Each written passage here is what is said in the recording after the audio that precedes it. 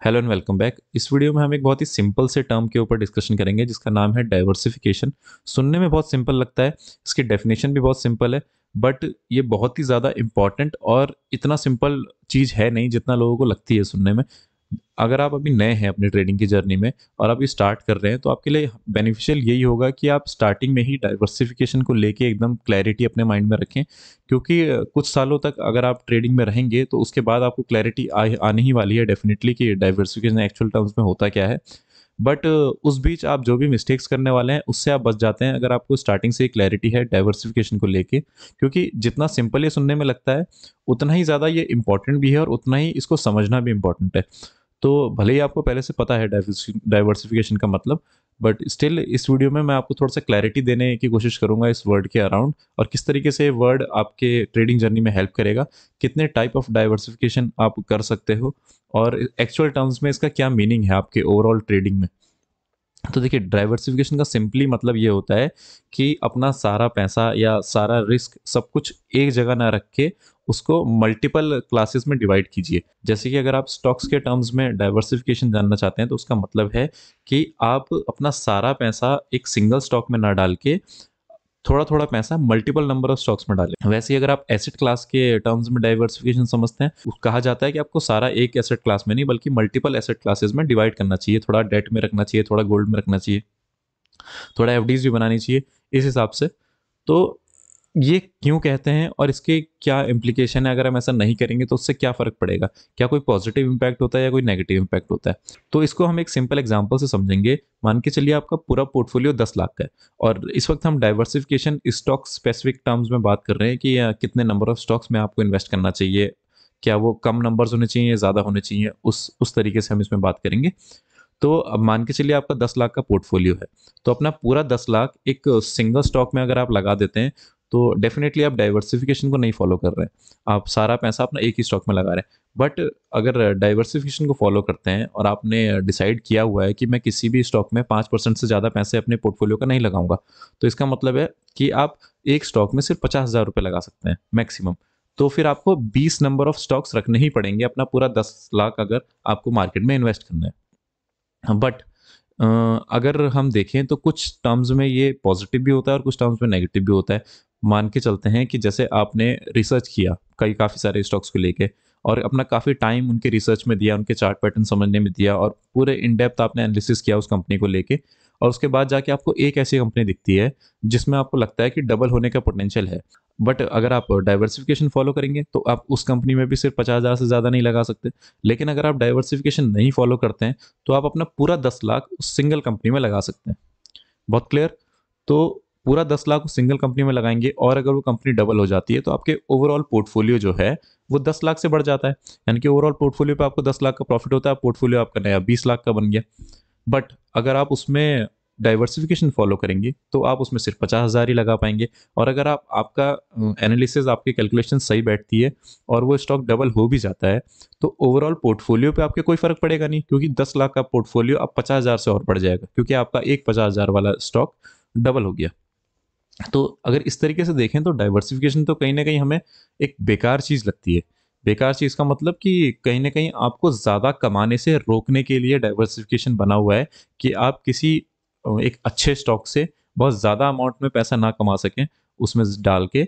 इसलिए आपको थोड़ा उससे दूर रखने के लिए कहा गया है कि आप मल्टीपल स्टॉक्स में डालें, ताकि अगर आपकी कोई एक अच्छी बेट है तो भी आप उससे कम कमाएं। अगर इस नज़रिए से डाइवर्सिफिकेशन को देखा जाता है, और ये बिल्कुल सही भी है क्योंकि लॉजिकली तो ऐसे ही लगता है।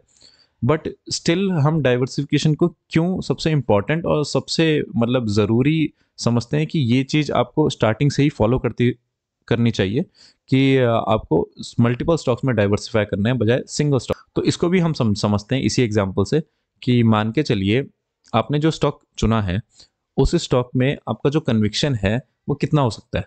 आप कभी भी किसी स्टॉक में 100% कन्विक्शन नहीं रख सकते, ये तो आप समझते होंगे। अब जो लोग नहीं जानते क्यों नहीं रख सकते, उसके दो फैक्टर्स हैं। एक तो कुछ ऐसे इवेंट्स होते हैं मार्केट में जो अनप्रिडिक्टेबल होते हैं, जिसका किसी को पता नहीं होता। जैसे कोविड आया था, कोविड किसी को पता थोड़ी था कि आने वाला है, लेकिन उसका इम्पैक्ट हर स्टॉक पे पड़ा, चाहे वो कितना अच्छा स्टॉक हो। तो थोड़े अनप्रिडिक्टेबल जो सर्कमस्टेंसेज होते हैं, एक तो वो आपके कंट्रोल में नहीं होते, तो 100% आप कन्विक्शन नहीं रख सकते किसी भी स्टॉक में। दूसरा, किसी भी स्टॉक के बारे में आप 100% कभी जान ही नहीं सकते, क्योंकि उस स्टॉक को मैनिपुलेट करने वाले इतने सारे फैक्टर्स होते हैं इन्वॉल्व, कि आप सारे फैक्टर्स को अच्छे से समझें ऐसा कभी पॉसिबल हो ही नहीं सकता। हमेशा कुछ फैक्टर्स होंगे जो आप तक पहुंचेंगे ही नहीं, और आप जिनके बारे में जानते ही नहीं होंगे कि वो फैक्टर्स भी उस स्टॉक की प्राइस को क्या कहते हैं, इम्पैक्ट डालते हैं। तो इसलिए 100% तो कन्विक्शन कभी किसी स्टॉक में नहीं आएगा। तो फिर भी हम फॉर द टाइम बिंग मान के चलते हैं कि आपको उस सिंगल स्टॉक से, जिसमें आपने अपने घंटों का रिसर्च दिया है, काफ़ी सारे आवर्स का रिसर्च दिया है, उसमें आपको 99% का कन्विक्शन है। अब 99% का कन्विक्शन भी प्रैक्टिकली पॉसिबल नहीं होता कभी भी, लेकिन स्टिल हम इस सिनेरियो में मान के चलते हैं कि आपको 99% का उसमें कन्विक्शन है।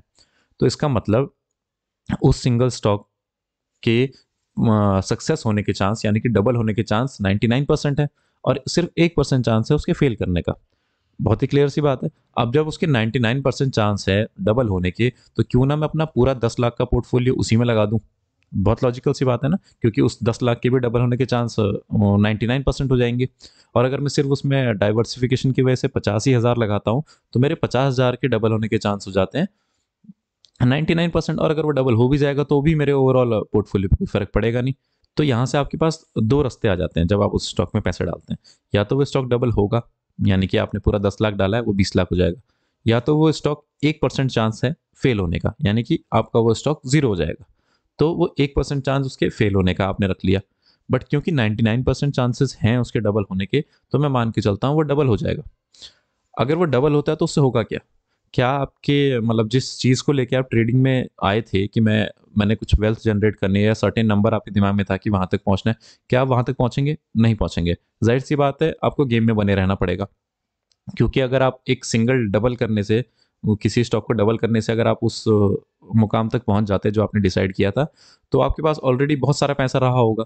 तभी आप एक सिंगल स्टॉक पे बेट कर पा रहे थे कि बस ये डबल हो जाए, उसके बाद में ट्रेडिंग मेरे को ज़रूरत ही नहीं है। तो ऐसा नहीं होगा, उसके बाद भी आपको ट्रेडिंग करते रहनी पड़ेगी। और अगर आप इसी स्ट्रेटजी को फॉलो करते हुए चल रहे हैं कि मैं अपना सारा पैसा एक ही स्टॉक में, जिसको मैं बहुत अच्छे से रिसर्च करके सारे नंबर ऑफ स्टॉक्स में से एक पिक करूंगा और उसी में अपना सारा पैसा डालूंगा, तो आपको फिर से ये करना, बेट लेनी पड़ेगी। मान के चलिए 10 का 20 हो गया, तो आपको फिर पूरा 20 लाख किसी एक स्टॉक को ढूंढ के अच्छे से स्टॉक में उसमें डालना पड़ेगा। फिर आपको राइट होना पड़ेगा उसमें, वही जो 99% वाला चांस है कि आप उसमें राइट होंगे, क्योंकि आपकी रिसर्च उस हिसाब से, मैं मान के चल रहा हूँ कि बेस्ट केस सिनेरियो। तो ये था आपका बेस्ट केस सिनेरियो, जिसमें आप ट्रेडिंग खत्म तब भी नहीं कर सकते। क्यों? क्योंकि आपका जो एंड गोल है वो मीट नहीं होगा इससे। उसके लिए आपको मल्टीपल अटेम्प्ट्स लेने ही पड़ेंगे, और जितने ज़्यादा नंबर ऑफ अटेम्प्ट आप लेते हो, वो जो 1% की पॉसिबिलिटी थी उसके ट्रू होने के चांसेस भी उतने ही ज़्यादा बढ़ जाते हैं। जाहिर सी बात है उसके 99% के आसपास भी नहीं होंगे, उसके चांसेस हमेशा वो 1% के आसपास ही होंगे। 2% 4% हो जाएंगे आपके फेल होने के चांसेस, बट वो चांसेस डेफिनेटली बढ़ेंगे जितने ना ज़्यादा नंबर ऑफ अटेम्प्ट्स आप लेते हो। तो ये तो हमने पॉजिटिव वाला सिनेरियो देखा कि वो फेल होने के चांसेस आपके थोड़े बढ़ेंगे जितने नंबर ऑफ ट्रेड्स आप लोगे। और सिंगल ट्रेड में अगर आपका पैसा डबल भी हो जाता है तो भी आपका एंड गोल मीट नहीं होता। तो इसका मतलब है आपको वैसे ही ट्रेड्स मल्टीपल टाइम्स लेने पड़ेंगे, आपको बार बार सही होना पड़ेगा। But on the other hand, अगर पहली ही बारी में आपका वो 1% वाला जो चांस है वो हिट कर जाता है, मतलब मान के चलते हैं ऐसा कि वो 1% वाला चांस हिट कर जाता है, तो जैसे दूसरी तरफ वो 99% वाला चांस ट्रू होने की अपसाइड क्या थी? यही कि आप 10 लाख रुपए कमा लेंगे एक सिंगल ट्रेड से। और बट अपसाइड में ये बिल्कुल नहीं था कि आपकी ट्रेडिंग जर्नी खत्म हो जाएगी और आपको फिर आगे कुछ नहीं करना। डेफिनेटली आपको और मेहनत की जरूरत पड़ेगी और उसको पैसे को डबल करते रहना पड़ेगा। But on the other hand, अगर वो 1% वाला चांस ट्रू हो जाता है, तो उसकी डाउनसाइड क्या है? उसकी डाउनसाइड ये है कि आपका पैसा जीरो हो जाता है। ये सिंपली ऐसा है, क्रिकेट अगर आप खेल रहे हैं, उसमें अगर आप सिंगल्स लेते हैं तो आप धीरे धीरे आगे बढ़ते हैं, और अगर आप चौके छक्के मारेंगे तो आप जल्दी जल्दी आगे बढ़ेंगे। ऐसा तो नहीं कि आपने एक छक्का मारा और मैच खत्म हो गया, ऐसा नहीं होता। आपको मल्टीपल छक्के मारने पड़ेंगे तब जाके आप मैच को एक अच्छे उससे जीत पाएंगे। लेकिन डाउन साइड की तरफ क्या होता है, अगर छक्के मारने के चक्कर में एक बॉल भी आपसे मिस हो गई तो वो आपका विकेट ले लेगी। और अगर विकेट ले लेगी तो सिर्फ विकेट लेना ही डाउनसाइड नहीं है। विकेट लेने से डाउनसाइड ये है कि अब आपके हाथ से अपॉर्चुनिटी ही खत्म हो गई आगे कंटिन्यू करने की, किसी भी तरीके का अटेम्प्ट लेने की, इवन सिंगल लेने की। सेम ट्रेडिंग में भी अगर वो 1% चांस गलती से भी किसी भी स्टेप पे ट्रू हो जाता है, जरूरी नहीं है वो पहले स्टेप पे ट्रू होता है, अगर वो दूसरे या तीसरे स्टेप पे ट्रू होता है तो आप अपनी विकेट लूज कर दोगे। विकेट का मतलब जो जो कैपिटल लेके आप मार्केट में थे, जो आपके पास पूरा कैपिटल था, वो लूज कर दोगे। और जब आप वो लूज कर देते हो तो आगे कुछ भी करने की पॉसिबिलिटीज ही खत्म हो जाती है। यानी कि अगर आपका स्टॉक डबल हो जाता है तो वो आपको मार्केट से किसी भी तरीके से पॉजिटिवली बाहर नहीं करेगा, आप मार्केट में बने रहोगे तब भी। लेकिन अगर वो 1% चांस ट्रू हो जाता है तो आप उसी वक्त मार्केट से बाहर हो जाते हो, क्योंकि अब आपके पास कैपिटल ही नहीं है। क्योंकि मार्केट में ट्रेड करने के लिए पहली चीज चाहिए कैपिटल। जैसे क्रिकेट में विकेट, विकेट आपके पास है तो आप किसी भी तरीके की स्ट्रेटजी को बना सकते हो, अपना सकते हो। वैसी मार्केट में अगर आपके पास कैपिटल ही नहीं है तो आगे की ट्रेडिंग खत्म। तो इससे हम ये समझते हैं कि भले ही आपके फेल होने के चांस सिर्फ 1% थे, बट 1% वाली साइड पे डाउन साइड आप देखिए कितना है। डाउन साइड इतना है कि वो आपको मैच से ही बाहर कर रहा है। यानी कि आप फ्यूचर में ट्रेडिंग में पार्ट ही नहीं ले पाएंगे क्योंकि आपके पास कैपिटल ही नहीं रहेगा। वहीं दूसरी तरफ भले ही आपके विनिंग के चांसेस 99% है उस सिंगल स्टॉक में, जो कि नहीं होते हैं प्रैक्टिकली, लेकिन स्टिल मैं कह रहा हूँ 99% है, तब भी आप उस गेम को जीतते नहीं है उस 99% होने के बाद भी। तो 1% वाली साइड पे आप लूज कर जाते हैं गेम को, बट 99% वाली साइड पे आप जीतते तब भी नहीं है। तो ये आपको क्लियर हो गया कि कैसे यहाँ पे अपसाइड जो है वो लिमिटेड होता है, लेकिन डाउन साइड जीरो होता है। यानी कि अपसाइड डबल एक बार करोगे, दो बार करोगे, तीन बार करोगे, लेकिन डाउन साइड जो है एक ही बार आपको फेल होना है और फिर आपका कैपिटल खत्म। तो इसलिए इतना समझ आया कि सिंगल स्टॉक में पैसा क्यों नहीं लगाना। अगर ऐसा नहीं है कि कोई बहुत ही रिटर्न रूल है कि आपको फॉलो करना ही करना है, आप चाहो तो मत करो, डाइवर्सिफाई आपके ऊपर है। अगर आप वो रिस्क लेना चाहो विकेट लूज करने का, विकेट लूज करने का यानी कि अपना कैपिटल टोटली लूज करने का, आप वो रिस्क लेना चाहते हो वो 1% वाले चांसेस में, तो आप डेफिनेटली वो करो कि अपना सारा पैसा किसी सिंगल स्टॉक में लगाओ। और चांसेस हैं कि आप बहुत पैसा बना लोगे उससे, लेकिन आपको सिर्फ एक बार गलत होना है और आपका सारा पैसा वाइप आउट हो जाएगा। ये आप दिमाग में रखें। ये तो सारी लॉजिकल बात जो थी ये मैंने आपको बताई। अब हम प्रैक्टिकली अगर आ जाए तो प्रैक्टिकली एक्चुअल में क्या होता है। अगर आप अब मार्केट में 4-5 साल दे देंगे तो उसके बाद आप रियलाइज करते हैं जो ये 1% वाला मैंने बताया ना कि आपके स्टॉक के फेल होने के चांसेस हैं। स्टॉक फेल किस तरीके से होता है, देखो एक स्टॉक दो तरीकों से फेल होता है। पहले तो आप ये समझो, एक कि स्टॉक के प्राइस में करेक्शन आता है, यानी कि वो स्टॉक का प्राइस लिटरली समझो जीरो की तरफ आ गया। जीरो नहीं भी आया तो भी वो आपके लिए जीरो ही है, कि अगर वो स्टॉक आपने 100 रुपये खरीदा अभी वो 1 रुपये का है तो वो आपके लिए लगभग जीरो ही उसकी वैल्यू है। तो एक तो हो गया प्राइस करेक्शन। दूसरा होता है उस स्टॉक में टाइम करेक्शन आना। मान के चलिए आपने एक स्टॉक लिया, आपने बोला कि यार ये तो अगले 1 साल में डबल हो जाएगा, और वो अगले 10 साल तक डबल नहीं हुआ।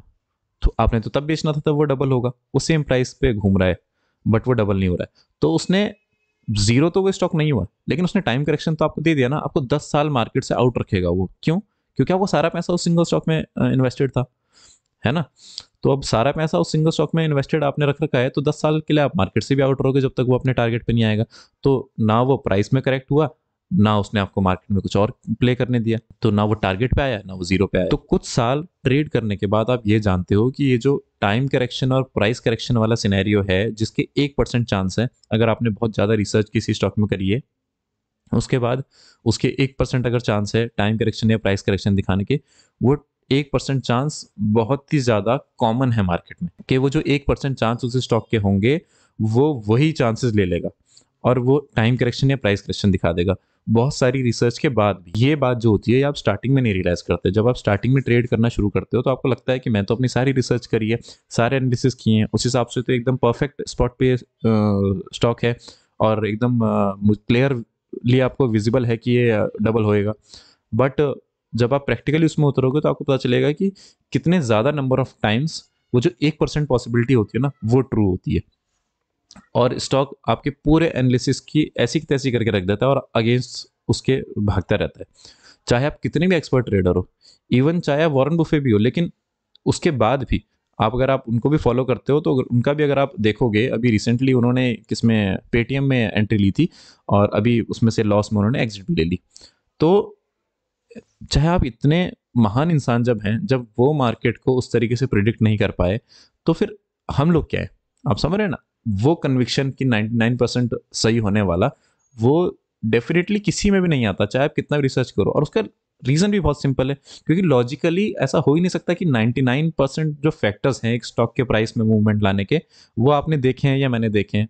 क्योंकि आपको लगेगा एक स्टॉक फंडामेंटली बहुत अच्छा है, तो उसको ऊपर जाना चाहिए। तो ऐसे मार्केट में कई स्टॉक हैं जो फंडामेंटली बहुत सुपर्ब है, लेकिन 5-5 साल हो गए और वो हिले ही नहीं है। तो जब आप ये चीज़ें देखोगे, ये तो प्रैक्टिकली आपको तब करोगे तब समझ आएगी ना। तो जब आप ये चीज़ें देखोगे तब आपको समझ आएगा कि यार ये चीज़ तो मतलब बड़ी अजीब है कि 5-6 साल हो गया और एक स्टॉक मूव नहीं किया, जबकि वो कंटिन्यू प्रॉफिट बढ़ाने में लगा है, बहुत ही अच्छा स्टॉक है, उसे मार्केट से कोई हिला नहीं सकता, सब कुछ हो सकता है, लेकिन स्टिल वो मूव नहीं कर रहा है। तो ये टाइम करेक्शन आना, ये प्राइस करेक्शन आना मार्केट में बहुत कॉमन चीज़ें हैं, वो भी अच्छे स्टॉक्स के साथ। तो आप कभी भी वो 99% श्योर नहीं हो सकते किसी भी स्टॉक को लेके। 100% तो आप भूल जाओ, लेकिन आप 99% भी नहीं हो सकते। आप सिर्फ 50% से ज़्यादा थोड़ा श्योर और 50% से थोड़ा कम श्योर, बस इतना ही आप हो सकते हो। ठीक है? तो क्योंकि जब आप 50% से ज़्यादा श्योर होते हैं तो आप इनमें इन्वेस्ट करते हो, 50% से कम श्योर होते हो तो आप नहीं इन्वेस्ट करते। बात बहुत सिंपल है। अब ये देखो, आपको एक ट्रेड तो लेना नहीं है ना? आपको तो मार्केट में बने रहना है। आपने बड़ा एक नंबर सोच रखा है, आपको वहां तक पहुंचना है, तो उसके लिए आपको मल्टीपल ट्रेड्स लेने पड़ेंगे। एक सिंगल ट्रेड पे तो आपका डिपेंड करता नहीं है पूरा। तो अगर ऐसा होता तो आप शायद सारी रिसर्च अपनी एक सिंगल स्टॉक में लगाते और उसमें ही आप इन्वेस्ट करते अपना सारा पैसा। तो जब एक सिंगल ट्रेड आपने नहीं लेना है, बहुत शॉर्ट टाइम के लिए आप मार्केट में नहीं है, आप लंबे टाइम के लिए हैं, आप वही क्रिकेट वाली बात कि जब आप बैटिंग करने आए हैं, एक टेस्ट मैच में हैं कि आप 3-4 दिन खेलेंगे, तो आप छक्के मारने के चक्कर में विकेट लूज करने की चांसेस क्यों लेना चाह रहे हैं कि आप मैं छक्के मारने के चक्कर में 1% रिस्क में ले ही लेता हूँ। वो नहीं लेना है ना, क्योंकि अभी टाइम है ना आपके पास। या तो आपके पास टाइम ना हो, है ना, या तो आपको एक ही मतलब बॉल के लिए बुलाया गया है कि एक बॉल खेलो और जाना है उसके बाद, तब तो आप छक्के मारने का ट्राई करोगे। बट क्योंकि आपके पास टाइम भी है और आपको मल्टीपल बॉल्स भी खेलनी है, आपके पास काफ़ी सारी बॉल्स हैं खेलने के लिए, ट्रेडिंग के सेंस में काफ़ी सारे आपके पास स्टॉक्स हैं खेलने के लिए और काफ़ी सारा टाइम आपके पास है खेलने के लिए। तो जाहिर सी बात है कि आप अपने बने रहने पे, अपने विकेट्स को सेफ रखने पे कभी कॉम्प्रोमाइज़ नहीं करोगे, चाहे आपको कितनी भी अच्छी अपॉर्चुनिटी सामने दिखती है ना? कभी भी आप अपने विकेट से कॉम्प्रोमाइज़ नहीं करोगे, क्योंकि आप एक-एक रन करके 7 रन बना सकते हो। लेकिन एक एक बॉल में छक्का मारने के चक्कर में आप आउट होना नहीं चाहोगे, है ना? एक टेस्ट मैच की अगर हम बात करें, अगर लिमिटेड आपके पास बॉल्स हैं तो ज़ाहिर सी बात है आप उस हिसाब से खेलोगे, लेकिन यहाँ पे लिमिटेड नहीं होता। यहाँ पे आपके पास अनलिमिटेड स्टॉक्स होते हैं, अनलिमिटेड आपके पास मतलब ज़ाहिर सी बात है कोई ऐसे 1 दिन 2 दिन के लिए आप ट्रेडिंग में नहीं आए हो, टाइम भी आपके पास इनफ होता है कि आप अगले 5, 10, 15 साल ईज़िली मार्केट को दोगे। या तो डाइवर्सिफिकेशन के कॉन्सेप्ट को बिना समझे मार्केट में कूद पड़ो, या फिर इस कॉन्सेप्ट को बिल्कुल घोट के पी जाओ और फिर मार्केट में जाओ। उससे क्या होता है कि आप अपनी ही ट्रेडिंग की जर्नी में देखोगे कि आपके साथ कई सारे लोग थे जो आधे रास्ते में इस डाइवर्सिफिकेशन को ना फॉलो करने की वजह से किसी न किसी स्टेप में मार्केट से बाहर हो गए। लेकिन आप डाइवर्सिफिकेशन को अच्छे से फॉलो करते थे, तो मे बी आपके ट्रेडिंग पोर्टफोलियो पे इतना बड़ा फ्लक्चुएशन कभी अचानक से नहीं आया कि आपका ओवरऑल पोर्टफोलियो डबल हो गया।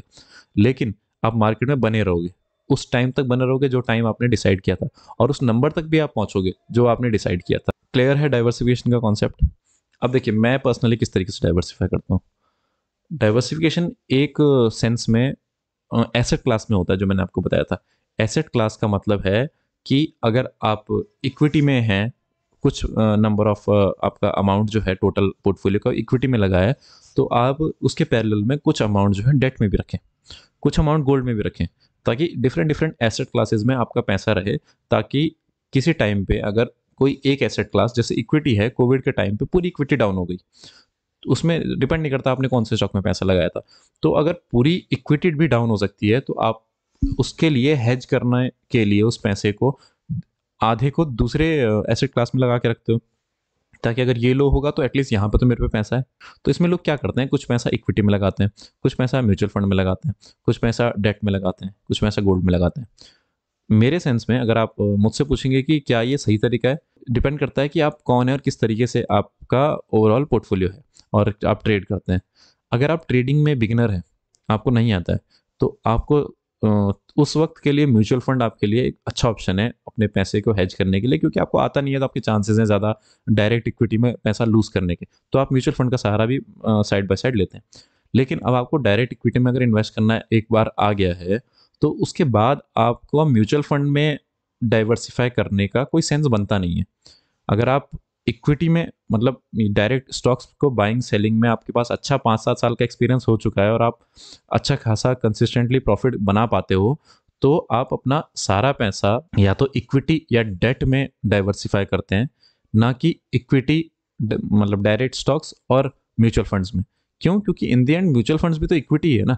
तो म्यूचुअल फंड्स में भी आप इक्विटी में जा रहे हो, उसमें भी आप इक्विटी में जा रहे हो, तो अगर ओवरऑल आपका इक्विटी गिरा तो आपके तो म्यूचुअल फंड भी गिरेंगे ना। ऐसा तो नहीं है म्यूचुअल फंड बच जाएंगे। तो आपको उस डाइवर्सिफिकेशन का फायदा कुछ नहीं मिला ना, बल्कि आप जो एक्सपेंस रेशो देते हो वो भी दोगे, और वो जो लिमिटेड रिटर्न्स आपको म्यूचुअल फंड में मिलेंगे उन तक भी आप रहोगे। जब आप एसेट क्लासेस में डिवाइड करते हो अपने पैसे को डाइवर्सिफाई करने के लिए, उसमें आपको सिंपल टर्म्स में दो मोड्स देखने चाहिए। एक जो मार्केट से लिंक्ड इंस्ट्रूमेंट है वो वाले, और दूसरे जो मार्केट से लिंक्ड नहीं है, यानी कि फिक्स्ड रिटर्न वाले, या फिर किसी दूसरे एसेट क्लास में जैसे गोल्ड। भले ही वो फिक्स रिटर्न नहीं है बट वो मार्केट से लिंक नहीं है, और अगर मार्केट से उसका लिंक है भी तो थोड़ा सा इन्वर्स उसका रिलेशन है, ना कि डायरेक्ट रिलेशन है कि मार्केट अगर डूबेगा तो वो भी डूबेगा। तो इस तरीके के आपको दो ऑपोजिट एसेट क्लासेस में इन्वेस्ट करना चाहिए। सेम स्टॉक्स के साथ भी होता है, बट वो थोड़ा डिटेल में हम जब किस किस दिन जाएंगे तब मैं आपको उस बारे में चर्चा करूंगा कि स्टॉक्स में भी जैसे मैं अपने पोर्टफोलियो को किस तरीके से डिवाइड करता हूँ कि मेरा सारा रिस्क जो है एक ही जगह कंसंट्रेटेड ना रहे एक सर्टेन टाइप के स्टॉक्स में। तो स्टॉक्स में भी आप उस तरीके से ही डिवाइड करते हो। बट ये कॉन्सेप्ट मुझे लगा आपको बताना ज़रूरी है कि सारा पैसा सिर्फ इक्विटी की दो डिफरेंट क्लासेस में डिवाइड करने से, यानी कि म्यूचुअल फंड और स्टॉक्स में डिवाइड करने से, जब आपको अच्छे से स्टॉक्स आ गए हैं उसके बाद भी, तो वो उस बात का कोई सेंस बनता नहीं है। तो बजाय उसके आपको डेट की तरफ जाना चाहिए या फिर गोल्ड की तरफ, अगर आप हेज करना चाहते हैं। जैसे मैं पर्सनली नहीं हेज करता हूँ पैसा इस स्टेज में, शायद मैं नेक्स्ट स्टेज में किसी स्टेज में करूँ, लेकिन तो मैं सारा पैसा इक्विटी में ही अपना रखता हूँ।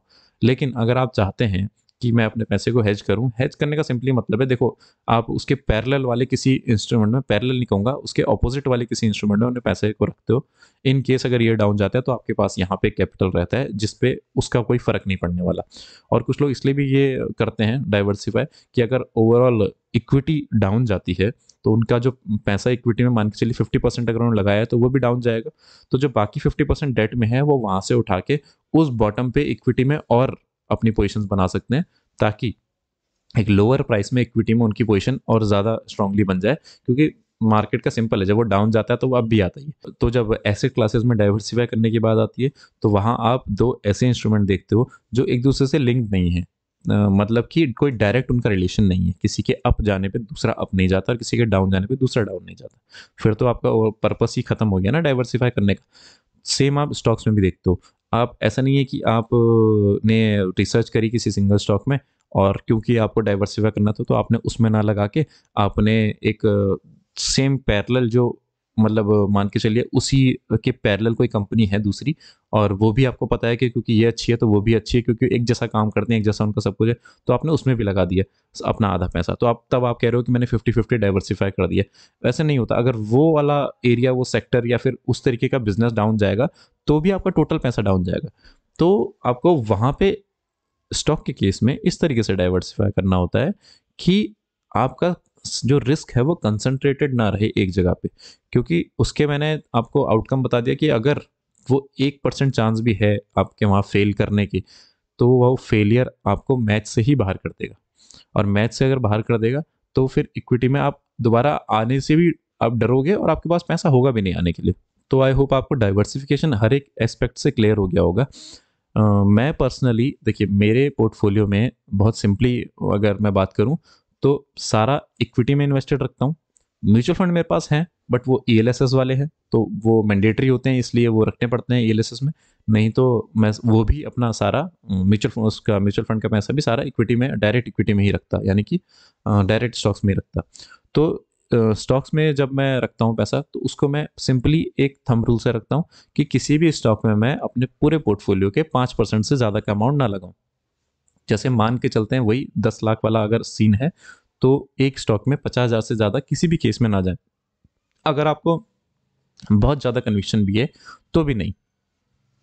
अब आप सोचेंगे कि मैं कभी कभार किसी स्टॉक में अगर 8% 10% पैसा लगा दूंगा तो आपको लगेगा कि ये तो अपना रूल फॉलो नहीं कर रहे हैं, तो हमें ये क्यों बता रहे हैं कि आपको इस रूल से जुड़े रहना चाहिए। देखिए होता क्या है ना, इनिशियल डेज में जब आप स्टार्ट कर रहे हैं मार्केट में, एटलीस्ट अगले 5 साल तक आपको उन रूल से जुड़े रहना पड़ता है कि अगर मैं 5% से ज़्यादा पैसा नहीं लगाना है तो नहीं लगाना है, क्योंकि उस वक्त आप एक्सपीरियंस गेन कर रहे होते हैं। फिर एक सर्टेन स्टेज के बाद आपको इनफ एक्सपीरियंस मिल जाता है कि जब आप जो रूल्स आपने बनाए थे उन रूल्स को मॉडिफाई कर सके एक सर्टेन लिमिट तक, और वो लिमिट भी आपको पता रहता है कि मैं किस लिमिट तक इस रूल को मॉडिफाई कर सकता हूँ। ऐसा नहीं है कि मैं अपने किसी स्टॉक में मेरे को बहुत कन्विक्शन हो गया तो मैं 5% की जगह 50% स्टॉक में लगा दूँ, नहीं। वो रूल्स को कितना आपने कितने फ्लेक्सिबल आपके लिए हैं वो एक सर्टेन लिमिट तक ही होते हैं, और एक सर्टेन लिमिट से ज़्यादा नहीं होते, और वो टोटली डिपेंड करता है कितना एक्सपीरियंस आप पे ओवरऑल मार्केट का है। तो अगर आप पे अच्छा खासा एक्सपीरियंस आता है तो आपको पता है कि कहाँ मैं 5% से 7-8% पे जा सकता हूँ, और कहाँ मेरे को 5% भी नहीं जाना चाहिए, कहाँ सिर्फ 1% पे ही रुक रुक जाना चाहिए। तो वो दोनों तरफ रूल वर्क करता है कि कब आपको सिर्फ 1 ही % एंट्री रखनी है और कब आपको 5 का 7 या 8% एंट्री रखनी है। तो वो इनिशियल डेज में बिल्कुल नहीं करना होता, बिल्कुल उन चीज़ों से दूर रहना होता है। इनिशियल डेज में आपको सिर्फ रूल्स के साथ जुड़े रहना पड़ता है और 5% ही करना पड़ता है। धीरे धीरे आपको कुछ 2-4 साल में एक्सपीरियंस गेन हो जाता है, तो आपको खुद ही समझ आ जाती है कि वो फ्लेक्सिबिलिटी कितनी रखनी है और किस रेंज में वो रहनी चाहिए। ज़रूरी नहीं है आप मेरा 5% वाला फॉलो करें, आप अपना खुद का कुछ भी बना सकते हैं, बट वो जितना मतलब लिमिटेड परसेंटेज होगा उतना सेफ आपको रखेगा लॉन्ग जर्नी के लिए। और जितना आप ज़्यादा आप चाहते हो कि मैं डाइवर्सिफाई करने का मतलब ये समझूं कि मैं एक सिंगल स्टॉक में सारा पैसा लगाने के बजाय मैं 2 स्टॉक चुनता हूँ, तो अब आपका डाइवर्सिफिकेशन सिर्फ 2 स्टॉक पर डिपेंड करता है। अब कितने चांसेस हैं कि आपने जो जिन 2 में लगाया वो दोनों के दोनों फेल कर जाएं? कम चांस है सिंगल फेल करने के मुकाबले, लेकिन स्टिल है। लेकिन कितने चांसेस है आपने 20 स्टॉक में लगा और वो 20 के 20 जीरो हो जाए? लगभग ना के बराबर इसके चांसेस है ना। तो वो आपके ऊपर डिपेंड करता है कि आप किस लेवल का रिस्क लेना चाहते हो और किस लेवल के आप रिटर्न्स बनाना चाह रहे हो कितने क्विक टाइम में। तो इसमें सिंपली आप ये कोशिश करें कि उसको जितना कम से कम रखें। अगर 5% आपको सूट करता है तो बेटर है। बाकी अगर आपके पास बहुत बड़ा पोर्टफोलियो है तो आप उसको 1-2% भी बना सकते हैं कि मैं 1-2% से ज़्यादा किसी स्टॉक में ना लगाऊं। वो टोटली आपके ऊपर डिपेंड करता है, क्योंकि आप ही हैं जो इन अंत में वो जो रिस्क है उसकी वजह से जो फेलियर आ सकता है और उसकी वजह से जो आपको प्रॉफिट हो सकता है वो दोनों आपने ही झेलने हैं। आई होप ये आपको समझ आ रही है clear cut. But I can guarantee you कि जो भी लोग ये वीडियो देख रहे हैं उसमें से जितने लोग डाइवर्सिफिकेशन को किसी भी रूप में फॉलो नहीं करेंगे और अपने हिसाब से अपना सारा पैसा एक सिंगल सिंगल स्टॉक में लगाते हुए चलेंगे, ट्रस्ट मी उसमें से ज़्यादातर लोग जो हैं आपको कुछ सालों बाद मार्केट में दिखेंगे ही नहीं, क्योंकि वो मार्केट से एक न एक झटके में वाइप आउट हो जाएंगे। और वो झटके का आपको समझ ही तब आता है जब आप कुछ टाइम मार्केट में रहते हो। तो अगर आप सारा पैसा अभी भी चाहते हो कि मैं एक ही स्टॉक में लगाऊं, तो आपके ऊपर है, आप लगा सकते हो। बट मैं फिर भी आपको एक चीज़ सजेस्ट करूंगा कि अगर वो भी करना है तो एटलीस्ट 1-2 साल दे दो मार्केट को, एटलीस्ट 1-2 साल दो, डाइवर्सिफिकेशन को फॉलो करो। उसके बाद आपको लगेगा कि नहीं यार मैं सारा पैसा एक सिंगल स्टॉक में लगाऊं, तो लगाओ। पर उसके बाद आपको ऐसा लगेगा नहीं, क्यों? क्योंकि 1-2 साल में ही आप समझ जाओगे कि वो स्टॉक्स भी जिनमें आपको 100% कन्विक्शन था कि ये जाएगा ही जाएगा ऊपर, वो नीचे चला जाएगा।